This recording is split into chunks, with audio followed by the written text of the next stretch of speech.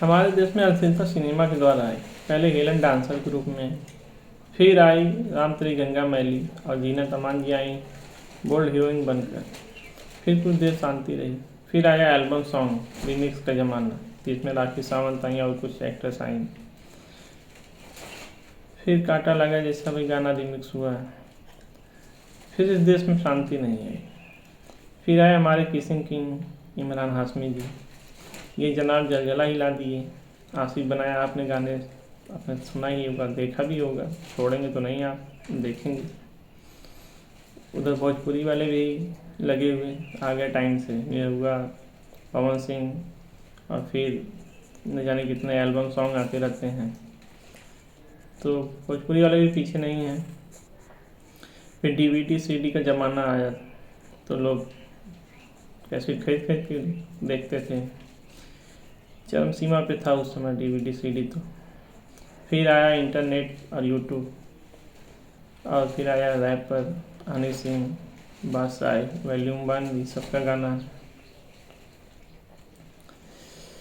तो फिर यूट्यूब पे आए हमारे AIB तन्मय भट्ट, फिर भुवन बाम, कैरी मिनाटी, हिंदुस्तानी भाव, इलीस यादव और भी कुछ लोग। तो इन लोगों का फिर तो ऑनलाइन भी जो है गाली गलौज शुरू हो गया इंटरनेट पे ही, यूट्यूब पे ही, बस दिन भर गाली देना व्यूज़ पाने के लिए, पैसा कमाने के लिए, और इसलिए पैसे के लिए तो मेन है। फिर कॉमेडी, स्टैंड अप कॉमेडी में भी गाली चलने लगी है। लोग गाली मांग कर खाने लगे कि लोग भूल गए कि हमारे देश की पहचान सभ्यता है, संस्कृति है।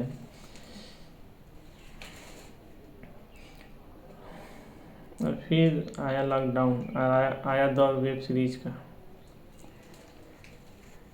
सेक्रेट गेम नवाजुद्दीन सिद्दीकी का, गाली से शुरुआत गाली पे ख़त्म। मिर्ज़ापुर, गाली गलौज, मारी डाली दूसरे को, और फिर तो तूफान आ गया गाली गलौज का।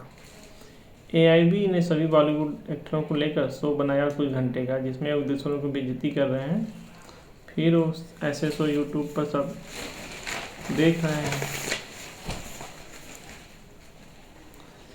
फिर उसमें एक दूसरे की बेइज्जती, गाली गलौज, हर बुरी बुरी एक्टिंग, गंदी गंदी गाली गलौज जिसमें हो ही रहा है, वो भी पड़ा हुआ है यूट्यूब पे। तो इस तरह गाली गलौज अभद्रता अपने चरम पर पहुंच गई और एक नया शो बन गया, India got latent. India got latent ऐसे ही एक दिन में नहीं बन गया, हमने सपोर्ट किया, हमने देखा, हमने पसंद किया, तब वो बना। हम भी तो पसंद कर रहे हैं उसे, हम भी देख रहे हैं, हम देख रहे हैं तभी तो वो आगे बढ़ रहा है, तभी तो शो आ गया।